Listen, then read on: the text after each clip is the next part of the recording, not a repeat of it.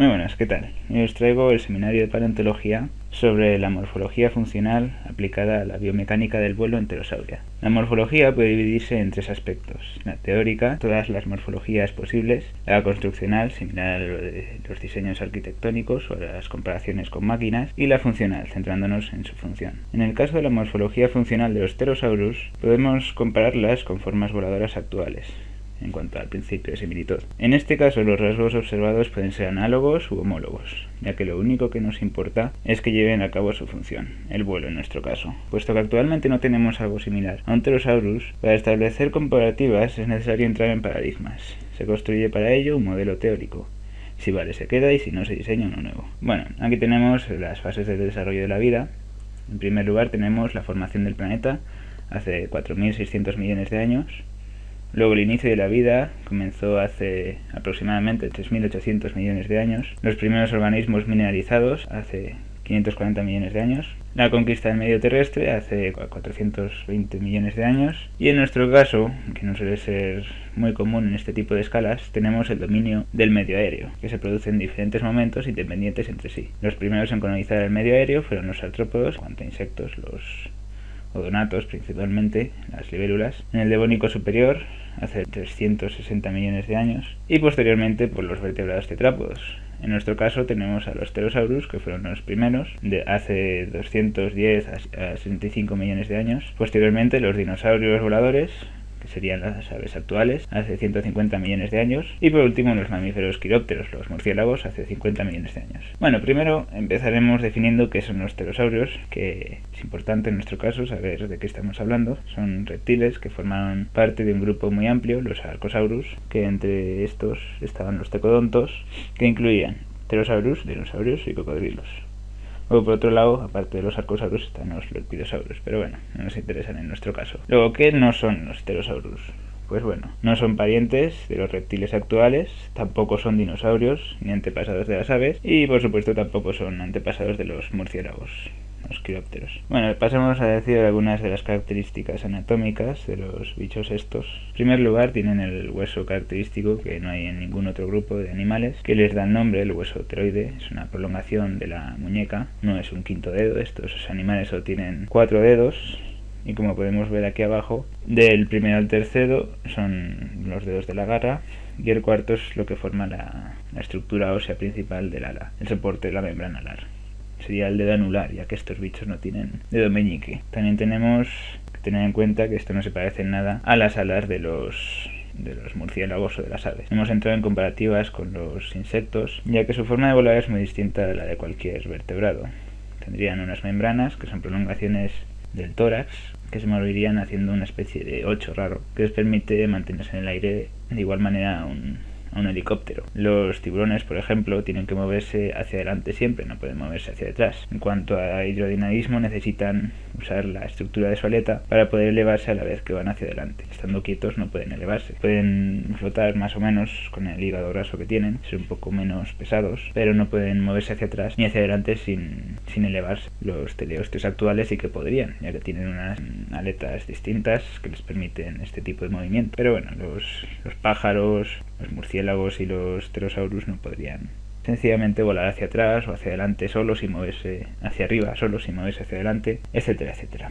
Bueno, aquí tenemos las diferencias anatómicas. Como podéis ver, el murciélago tiene como ala las membranas entre los dedos. El hueso, el dedo pulgar es lo que usarían como garra para anclarse al techo de las cuevas o los sitios donde iban, o las paredes sencillamente para trepar. Y el tercer dedo, el cuarto y el quinto son los más importantes en cuanto a ala. El segundo y el tercero tienen una membrana más, digamos, pequeña. En cuanto a ave, tenemos una estructura que ha perdido dedos en cuanto al quiridio de 5 dedos original a los vertebrados, y tenemos que no tienen una gran membrana, sencillamente son las plumas remeras, que con el cañón este, que es la estructura central cartilaginosa, es lo que les sirve de rigidez para poder formar un ala con la que poder volar sin tener una estructura, digamos, pesada que les impida, pues eso, levantarse por ser muy pesadas.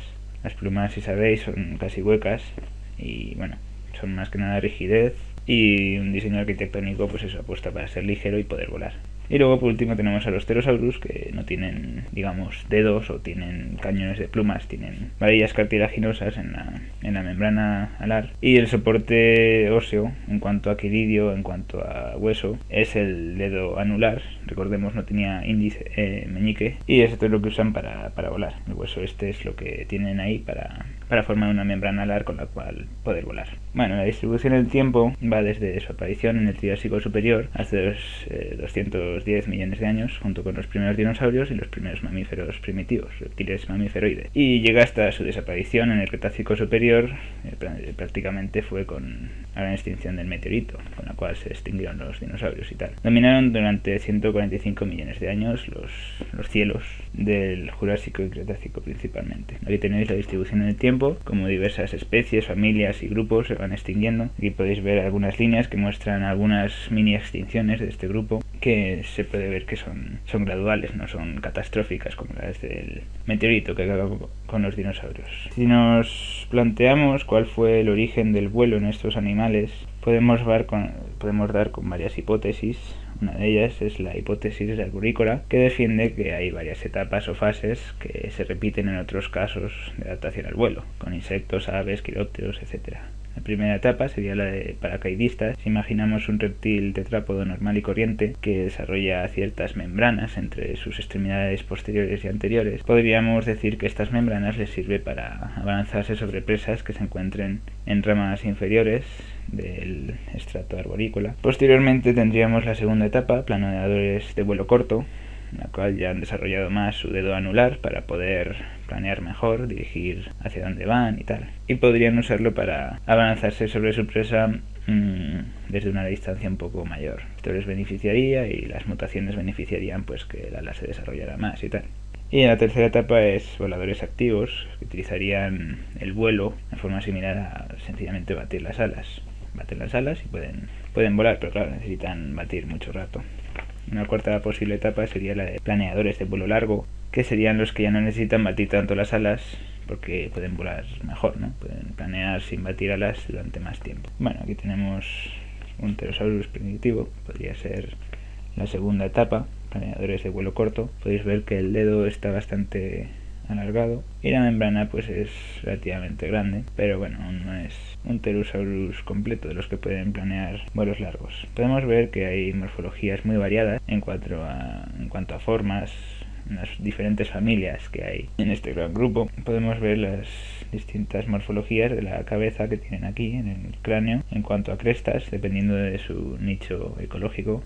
Algunas crestas sirven para quitar resistencia hidrodinámica, ya que muchos eran piscívoros que comían peces. Piscívoros no, es ictiófagos la palabra correcta. Otras sencillamente podrían servir para la relación o no sé, por ejemplo para el modo de vida, si necesitaban termorregular o cosas de ese estilo. Aquí tenemos varios ejemplos en esta morfología. Si os fijáis, en el pico, en la mandíbula superior, tienen una cresta, lo que les permite hacer como de quilla de barco. Cuando hunden el pico en el agua para pescar, esto resta hidrodinamismo en el momento crítico en el que meten la cabeza en el agua. Esto hace que no pierdan el equilibrio y pues que no se den de bruces contra el agua, lo que les perjudicaría bastante. De esta forma pueden pescar de forma ágil y sin que les reste eficacia el hecho de meter la cabeza ahí dentro para pescar.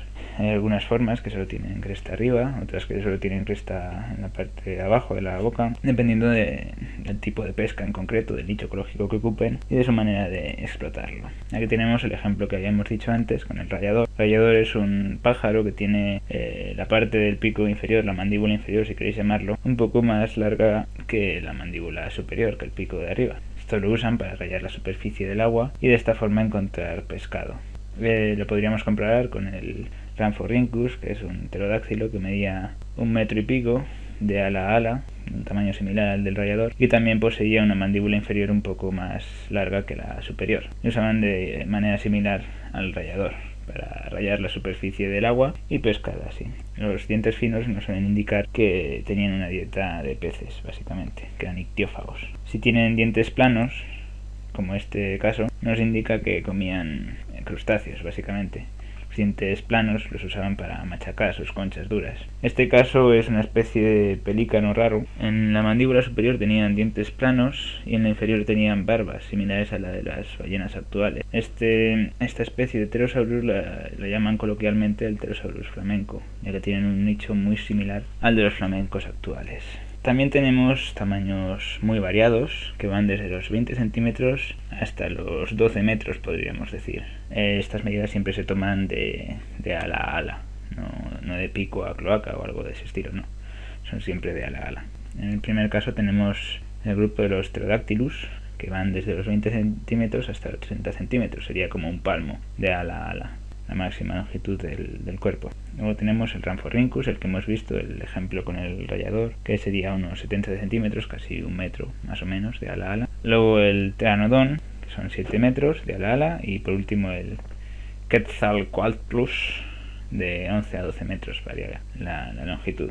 Las formas más grandes aparecieron más tarde, en el Cretácico superior, por ahí más o menos, y esto se debe a la tendencia al aumento de tamaño que se da en muchos grupos de animales. Aquí tenemos algunos ejemplos en cuanto a imágenes. Este sería el más pequeño, el Pterodactylus. Aquí están montando un ejemplar de estos de los de 7 metros, Pteranodon. Y aquí tenemos el ejemplar montado. No son huesos reales, no son fósiles reales, es una especie de molde que han hecho para exponer en el museo. Aquí tenemos una ilustración del Quetzalcoatlus, que el nombre, si os recordáis, venía de la gran serpiente alada que tenían los mayas como dios, que adoraban y tal. Es un reptil, no es una serpiente, pero sí, es alado y es muy grande. Bueno, el vuelo de formas tan grandes tiene interés para paleontólogos e ingenieros aeronáuticos, ya que tiene problemas importantes de escala. Por ejemplo, una de las aves actuales más grandes es el albatros, que tiene 3 metros de ala a ala y pesa 10 kilos. Digamos, es una relación peso-largura de alas considerablemente buena para volar. Podría ser mejor, desde luego, pero no sé. Es una morfología que actualmente es posible para el vuelo. Y por otro lado tenemos el Pteranodon, el de 7 metros, que bueno, una vez su tamaño y forma pesaría más o menos 125 kilos. Todo con la morfología de aves es imposible que sea considerado un bicho volador. Por lo tanto, estructura y vuelo es muy distinta a la de las aves. Su forma de volar, la de los Pterosaurus, es distinta a la de las aves, ya que morfologías como la del Pteranodon no tendrían su explicación en cuanto a selección natural y tal. Aquí se hicieron unos cuantos estudios en cuanto al vuelo de los Pterosaurus, ya que tenían cierto interés para las máquinas voladoras, para los aviones. En 1903, los hermanos Wright construyeron una máquina más pesada que el aire que podía volar. Tras esta primera máquina, se intentó investigar por todos los medios posibles, incluido estudiando la morfología de los ya extintos Pterosaurus, cómo podrían hacer máquinas más eficientes con respecto al vuelo. Uno de los estudios que se hizo fue en túneles de viento. Como podéis ver, es un cilindro, tiene un ventilador en uno de sus extremos, una rejilla, la que hace es linearizar, hacer un flujo lineal del aire, y luego un objeto que se quiere estudiar si sí o si no, si es aerodinámico o no, si es menos, más y tal. Ahí tenemos una especie de ala con su perfil que han decidido comprobar si es aerodinámico o no, y sujeta, para sujetarla tienen unos muelles, y estos muelles lo que hacen es indicar si el ala sube, si baja, si sube mucho, si baja poco, etcétera. De esta forma pues pueden comprobar si sí o si no, si es aerodinámico o no. También puedes meter, pues no sé, un modelo de Pterosaurus en plan juguete, con los materiales apropiados y tal, y ver si realmente se eleva bien o no, si es aerodinámico y tal. Bueno, aquí tenemos dos cosas importantes. Por un lado tenemos en la derecha una gráfica, unas curvas polares que trazan la velocidad de vuelo sobre la de descenso vertical. En la gráfica A, que podéis ver en azul, que es un poco más alta que las demás, nos indica la del Pteranodon, el Pterosaurus de 7 metros. La B nos indica la del halcón, la C la del albatros y la última, la D, la de un planeador, la de un avión. La velocidad máxima de vuelo para el Pteranodon era de unos 8 metros por segundo, cuando la de descenso vertical estaba en su punto mínimo. Bueno, en el túnel de viento se estudian parámetros aerodinámicos, curvas polares, relación velocidad de vuelo con la tasa de descenso. Es lo que estamos viendo en esta gráfica, si os fijáis. Que sea tan distinta la del Pteranodon con la de las demás nos indica que algo está pasando. Su punto más alto nos indica que eran bastante eficaces con el vuelo. Como podemos ver en esta diapositiva, la velocidad óptima es la ya mencionada 8 metros por segundo. decir 29 km por hora. La velocidad de entrada en pérdida, con la que empiezan a descender, es de 6,7 metros por segundo, de 24 km por hora. Y la potencia necesaria para despegar es de 0,07 caballos, lo que es bastante poco.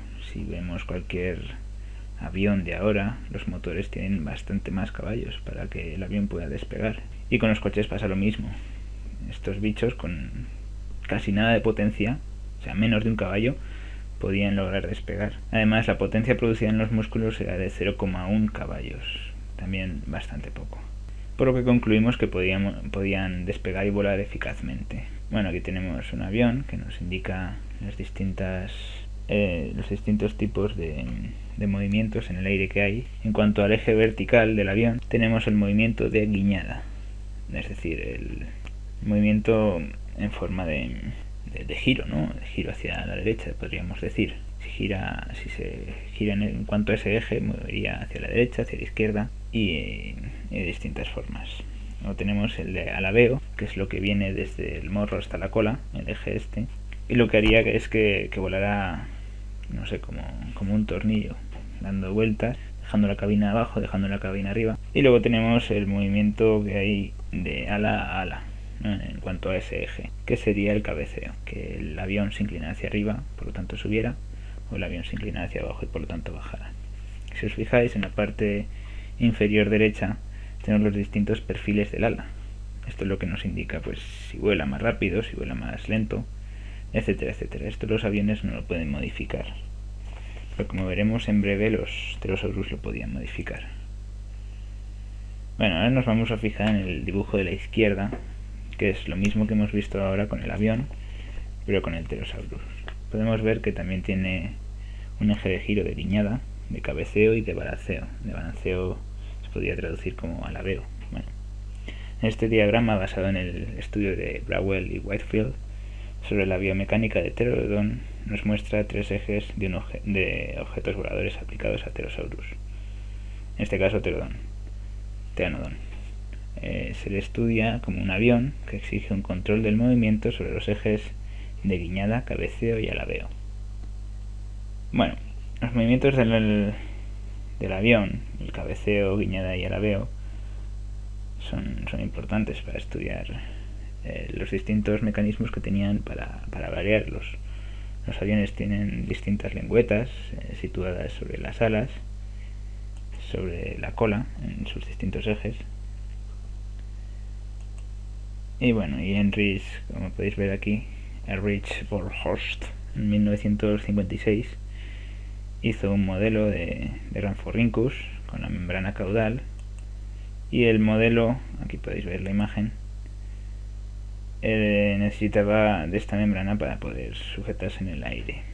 En algunos ejemplares bien conservados se puede observar la membrana caudal como una huella, básicamente, no solo las vértebras de la cola, se podía observar también la membrana, y se puede ver que tiene bastantes morfologías distintas. En estas muestras se evidencia que tenían formas y tamaños variables, aunque todas tienen bandas transversales que refuerzan esta membrana. Bueno, los primeros pterosaurus los descubrieron hace mucho tiempo en Italia, en 1784. Cuvier, en 1801, propuso que eran reptiles voladores que no podían despegar, que necesitaban tirarse desde un sitio elevado para poder despegar. Luego podréis ver que se comprobó que no es así. Como ya hemos dicho, la potencia necesaria para despegar era de 0,07 caballos. Necesitaban tirarse desde sitios elevados para poder despegar. Con una suave brisa eran capaces de despegar. Bueno, se construyeron distintos modelos para ver si volaban bien o mal, y uno de los primeros fue el Rhamphorhynchus volador, que fue construido en 1956 por el profesor Erich von Horst, y fue construido con madera de balsa, con alambre y con papel de arroz. Tenía un motor y mecanismos en las alas. Con una cinta de goma retorcida se conseguían de 30 a 40 aleteos en total. La frecuencia de aleteos era de 2 a 3 aleteos por segundo. Por razones aerodinámicas, La membrana caudal debía estar orientada horizontalmente. En ejemplares bien conservados se vio que la tenían vertical y que la usaban para regular el centro de gravedad, por lo que las morfologías de las vértebras no permitían más que movimiento de lado a lado, como se pudo observar en otros ejemplares.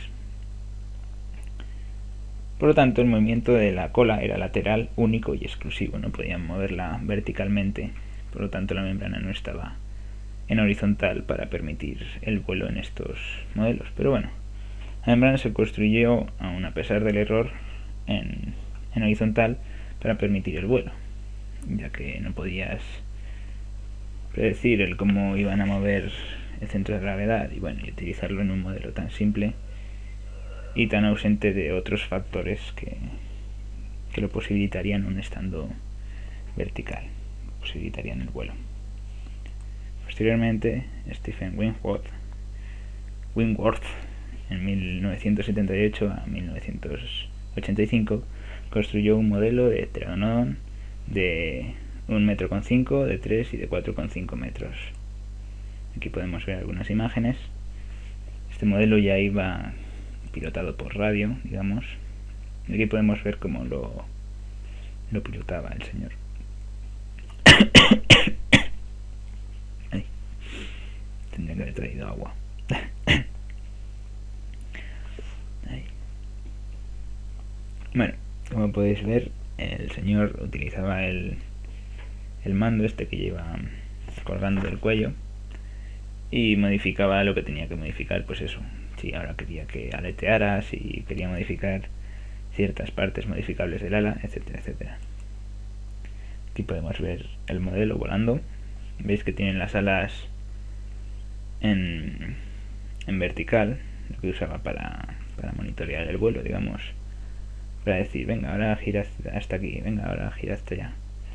Lo utilizaba para girar, básicamente. Este modelo, esta especie, no tenía cola, ya que había Pterosaurus que tenían cola y que no. Este es un ejemplo de Pterosaurus que no tiene cola.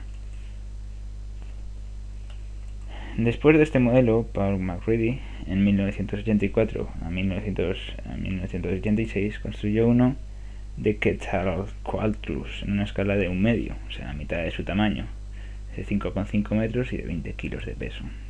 Aquí lo podemos ver encima de una camioneta. Las patas las usaban para despegar, pero en este caso no era posible, con la tecnología que tenían en aquel momento, por robótica y tal, hacer que las patas sirvieran para tenerlas en posición de no estar volando y en posición de estar volando. Bueno, podemos ver que las garras las podía mover este modelo y utilizaban, en lugar de las patas, como ya he dicho, ruedas como a modo de tren de aterrizaje para hacerlo despegar. La tecnología de mandar señales también era más moderna que la anterior, era por radio y tal, y tenía mayor alcance. Aquí lo podemos ver volando, que pues eso, iba bien en cuanto a vuelo. Y el día en que lo probaron, pues este modelo iba bien, volaba perfectamente, pero el siguiente día que lo iban a presentar durante un montón de personas, una ráfaga de viento le arrancó la cabeza y acabó mal el modelo. Pero bueno, digamos que el primer día salió bien y ahí fue lo que contó. Bueno, ¿por qué eran tan eficaces como máquinas voladoras? Pues por varias características fisiológicas y morfológicas. Tenían que ser muy activos, necesario sangre caliente. Para saber que tenían sangre caliente tenemos varias pruebas. Una de ellas, los moldes endocraneales. Su cerebro es parecido al cerebro de las aves y es muy diferente al de los cocodrilos. Arriba podemos ver un cerebro de ave, visto desde el lado y visto desde arriba. Abajo el de Pterosaurus, veis que es bastante parecido, y abajo del todo el de los cocodrilos, que es bastante distinto. Por ejemplo, el telencéfalo, la parte frontal más superior del cerebro, en aves y en Pterosaurus es bastante grande. En cocodrilos, abajo del todo, veis que es bastante pequeño, a diferencia de, por ejemplo, el lóbulo olfativo. Es bastante grande en cocodrilos y en Pterosaurus y aves es está reducido como un guisantito, digamos. Luego el cerebelo es bastante importante para el equilibrio y para no tener vértigo cuando estás volando. Y los cocodrilos los tienen bastante pequeño en comparación con las aves y con los pterosaurus. Bueno, esto nos indicaría que son parecidas a las aves son de sangre caliente, los reptiles cocodrilos no son de sangre caliente, son de sangre fría, son ectotermos. Por lo tanto, digamos, los moldes de dentro del cráneo nos indicarían que por el cerebro son parecidos a las aves y son distintos a los cocodrilos. Por eso que por los moldes craneales podríamos decir que son de sangre caliente. Otra característica para decir que son de sangre caliente es que tienen unos pelos, digamos, por llamarlos de alguna forma, que no se parecen en nada a los de los mamíferos.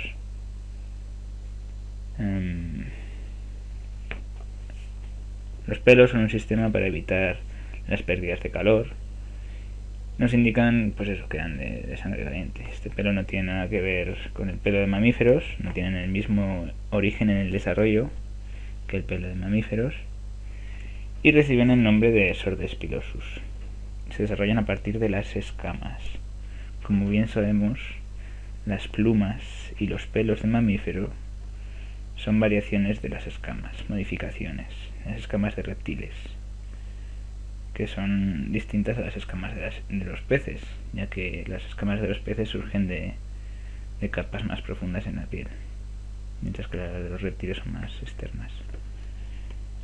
Bueno, pues estas escamas, pelos, surgen de una forma más escamosa que las escamas de mamíferos.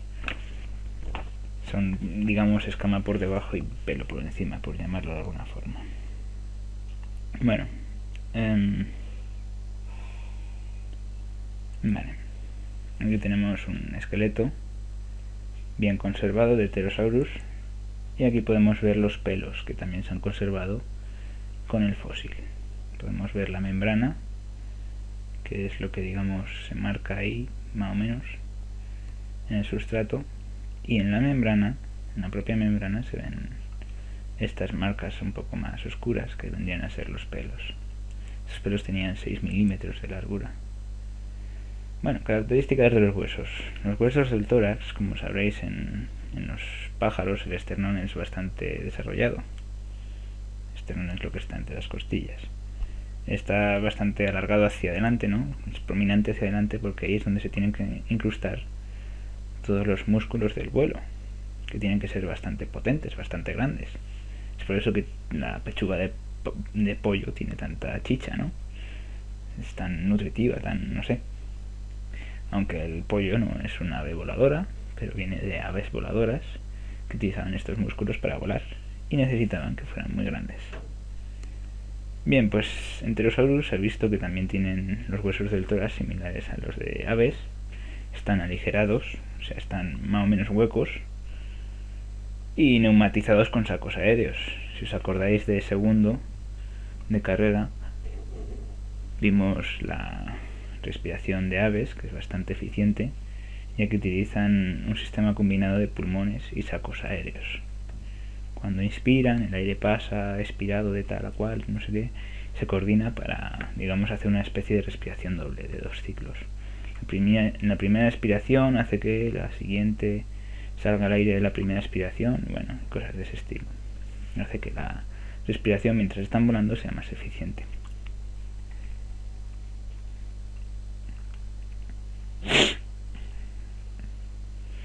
Bueno, pues los pterosaurus tenían unos sacos pulmonares similares, unos sacos aéreos, que se alojaban en el esternón y que eran bastante similares a los de las aves. Aquí podemos ver los sacos aéreos dentro del hueso. Además teníamos los huesos proximales a las alas, que también son huecos de una pared muy fina, con refuerzos interiores. Las riostras coinciden con las líneas de fuerza, digamos, si el hueso se va a partir por aquí, pues ponemos 2 o 3 riostras y no se parte por ahí.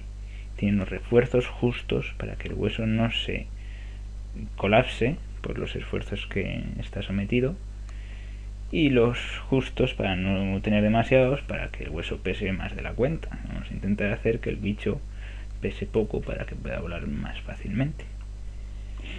Este es básicamente el esquema, el dibujo, la imagen que nos demuestra que las riostras están ahí en los huesos de una pared muy fina y que, bueno, estas riostras coinciden con las líneas de fuerza que harían que el hueso se rompa. Están ahí aposta para reforzar solo esa línea de fuerza, ese posible rompimiento del hueso, por llamarlo de alguna forma, que hacen que el hueso, pues eso, no se rompa.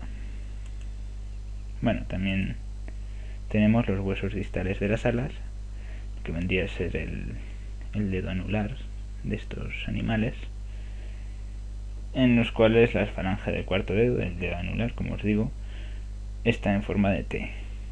Si las vigas de los edificios fueran cilíndricas, como antes, que eran troncos de árboles directamente, pues estas vigas podrían soportar menos peso que las vigas actuales, que tienen forma de H en la mayoría de los casos, o forma de T en la minoría de los casos. Estos animales las tenían en forma de T para resistir mejor las fuerzas en las que se veían sometidos estos huesos. Si no me creéis, hacer la prueba, coger un papel, intentar doblarlo, coger un papel distinto, doblarle, yo que sé, los laterales en forma paralela al margen lateral, intentar doblarlo. Veréis que cuesta más doblar este folio. ¿Esto a qué se debe? A los mismos fundamentos que hace que una viga en forma de H se pueda doblar más difícilmente que una viga en forma de círculo, de tronco de árbol. Digamos, gracias a esto pueden resistir estas fuertes presiones. Sin embargo, esta morfología en forma de T se veía solo en los ejemplares más grandes. El bicho este de 12 metros, el Quetzalcoatlus, se podían ver perfectamente, pero en ejemplares, pues yo que sé, de 20 centímetros, pues eran claramente circulares, como las vigas estas de árboles, ya que no era necesaria esta morfología, no se veían a tales esfuerzos sometidos. Bueno, teníamos aquí las características de la membrana alar, la cual era muy fina, de 1 milímetro, pero estaba muy vascularizada, tenía muchos vasos sanguíneos. También era muy resistente y tenía muchas fibras musculares. ¿Cómo evitar el efecto flutter? El efecto flutter es lo que sufren las banderas cuando están colgadas en el mástil, que se ondean al viento. Esto en un pterosaurus, en una membrana de estas de los pterosaurus, sería fatal. Se iría de bruces contra el suelo si no se rompe algún hueso antes de llegar al suelo. Aquí abajo del dibujo del avión podemos ver una bandera ondeándose por el efecto flutter este. Pero si a esta bandera le pusiéramos, yo que sé, varillas metálicas, pues dejaría de ondearse el viento, se quedaría rígida. Como veis, aquí las varillas están con una orientación determinada, no están de arriba a abajo, ya que el efecto flutter seguiría. Están de un lado a otro lado, están horizontalmente. Esto, para evitar el efecto flutter en Pterosaurus, es importante, la orientación. Dichas actiofibrillas tienen unas varillas cartilaginosas en las alas para evitar el efecto flutter, que se llaman actinofibrillas. Están perpendiculares al borde de salida con el ala extendida. El borde de ataque del ala es la parte que va a cortar el viento, mientras que el borde de salida es la cara opuesta, por donde saldría el aire que corta. ¿Vale? Pues bien, estas varillas están perpendiculares, es decir, formando dos ángulos de 90 grados con el borde de salida, la parte de atrás del ala. ¿Vale? Con el ala recogida, las varillas estas, las actinofibrillas, están paralelas al borde de ataque. Recordemos, el borde de ataque es la parte delantera del ala. Digamos, están paralelas. ¿Vale? Aquí podemos ver un fósil, un ejemplar de conservación excepcional. Y aquí tenemos arriba el dedo anular con sus falanges y las varillas dispuestas perpendicularmente con el borde de salida, que es la parte de abajo, y el borde de ataque es la parte de arriba. Digamos, están paralelas al borde de salida, paralelas, y perpendiculares al borde de abajo. Aquí tenemos otro ejemplo y nos metemos un poco más en concreto con lo que son las actinofibrillas. La membrana tiene 1 milímetro de grosor. Las actinofibrillas miden 0,05 milímetros de grosor y, como podéis ver, son circulares. Se consideran refuerzos internos de la estructura interna de la membrana de los pterosaurus.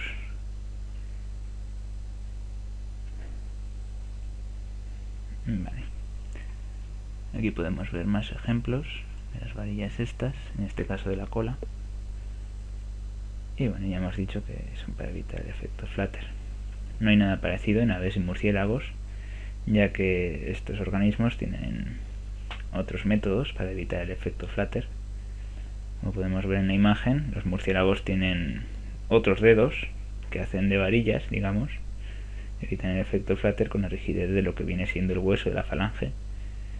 Luego las aves, que tienen, pues eso, las plumas remeras, que es lo que le aporta rigidez, lo que aporta varillas, por así decirlo, al ala, a la estructura alar. Básicamente es el cañón, la parte cartilaginosa y tubular del ala, en medio. El resto son pelillos, digamos. Y por último tenemos los pterosaurus, que tienen pues estas varillas, estas actinofibrillas, que le da consistencia al ala y resistencia contra el efecto flutter. Bueno, también los pterosaurus son capaces de cambiar el perfil alar en vuelo. Las fibras musculares permiten aumentar o disminuir la curvatura del perfil y cambiar el comportamiento aerodinámico. No hay nada igual en aves y en quirópteros. Es decir, si el perfil del ala, aquí podemos ver a la izquierda y a la derecha y abajo el perfil de distintos modelos de aviones, el perfil alar, o sea, si cogemos un ala y la cortamos de delante hacia atrás, eso sería el perfil alar, lo que hemos cortado, que podemos ver ahora gracias a que lo hemos cortado. Pues este perfil alar varía, depende de los aviones, pero en un mismo avión no puede variar a voluntad del piloto, con vete tú a saber qué mando, no puede variar. En el caso de los pterosaurus sí que puede, ya que tienen en la membrana un conjunto de fibras musculares que les permite variar el perfil del ala. ¿Vale? Digamos, pues no sé, para... A ver...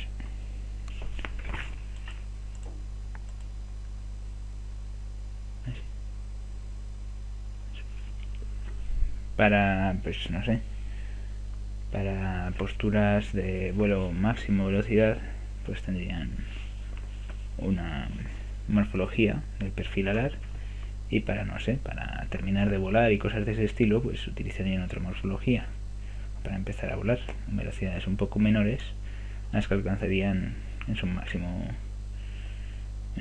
esplendor de vuelo, por así llamarlo. También tenemos la importancia del hueso pteroide, que daba nombre al grupo de los pterosaurus. Recordemos, es una expansión de uno de los huesos de la muñeca. No tiene nada que ver con un quinto dedo o con un dedo pulgar. Es una simple extensión de un hueso de la muñeca. Y a veces se le llama pues hueso del dedo pteroides o dedo pteroideo o cosas de ese estilo, pero no es un dedo, es una extensión de la muñeca. Este hueso lo que tiene es la función de extender una membrana que hay delante del ala, y esta membrana lo que hace es variar la morfología del ala, no confundir con el perfil alar. La morfología del ala es, si vemos el pterosaurio desde arriba, sería la forma geométrica que tendría el ala, por así decirlo. El pteroide soporta una membrana delantera, la cual llamaremos propatagio, que mediante el músculo pteroide, está asociado obviamente a este hueso, se puede tensar o no. Produce cambios en la geometría alar, en planta. En planta se refiere a este tipo de... O sea, el pterosaurio visto desde arriba. Aquí podemos ver distintas morfologías del vuelo. Cuando el caso de en medio podríamos ver incluso el de abajo sería para velocidad máxima de vuelo. El hueso está, digamos, relajado, el hueso teroide, el músculo teroide, y el ala está, digamos, echada hacia atrás. Eso sería para cuando están volando a máxima velocidad. Y para cuando quieren parar o cosas de ese estilo, pues lo que hacen es poner recto el hueso teroide en perpendicular con lo que serían los huesos del resto de la extremidad anterior, extendiendo la membrana del propatagio. De esta forma pues se frenarían y evitarían ir a una velocidad tan alta. Las consecuencias son, pues eso lo he dicho, vuelo rápido, el ala está retrasada, está echada hacia atrás y el teroides no está tensando el propatagio, la membrana delante del ala. Y luego tenemos el vuelo lento, para aterrizar, empezar a volar o sencillamente ir más lentos, en la cual el ala está extendida y el teroides está avanzado, el propatagio está tensado y hay más superficie para el ala. No hay nada equivalente, como hemos dicho ya en otros casos, en aves o en murciélagos. Solo ciertos aviones de combate pueden cambiar la geometría del ala. Recordemos, no el perfil alar. Esto ningún avión puede hacerlo. No pueden cambiar el corte de un ala de adelante a atrás, lo que veríamos al cortar, porque hemos cortado. No podrían cambiar, ¿vale? Ya que eso necesitaría, ya que sé, músculos mecánicos o una fibra carbónica o vete a saber qué. Bueno, por todo lo visto, los pterosaurus son un ejemplo magnífico de cómo actúa la evolución, consiguiendo las máximas prestaciones de una máquina biológica para adaptarse a una función dada, como puede ser volar. Si eran tan eficaces, entonces, ¿por qué se extinguieron? Pues bueno, tenemos los voladores activos, lo cual se dice que habría una competencia difusa con las aves que aparecieron hace 60 millones de años después que los pterosaurus y se desarrollaron mucho. Luego están los grandes planeadores que, tras el enfriamiento progresivo del clima durante la última parte del Cretácico, pues hubo vientos más intensos, no había corrientes térmicas y aparecieron diseños peores en esas condiciones. Al final, pues solo el más grande, el bicharraco este de 12 metros de ala a ala, el Quetzalcoatlus, con el meteorito, pues pereció con la gran extinción de los dinosaurios. Y podemos volver a ver el diagrama de las extinciones, de cómo se diversificaron y fueron desapareciendo. Y bueno, y de esta manera desapareció uno de los grupos de animales más extraordinarios que ha existido nunca sobre la superficie de la Tierra. Con esto damos fin al seminario. Podemos ver que la imagen tiene un pequeño error, nos comentó Leopoldo en su día, en el día del seminario, y es que las morfologías que ahí aparecen, si tuvieran que ser sincrónicas con el meteorito, no podrían ser, ya que estas especies ya estaban extintas. Como acabamos de decir, al final, cuando ya está el meteorito ahí impactando sobre la Tierra, solo quedaba la de 12 metros, el Quetzalcoatlus, y el Quetzalcoatlus este no tenía esa cresta tan larga. Bueno, en fin, eso es un detallico. Bueno, nada más, esto del seminario y hasta la próxima.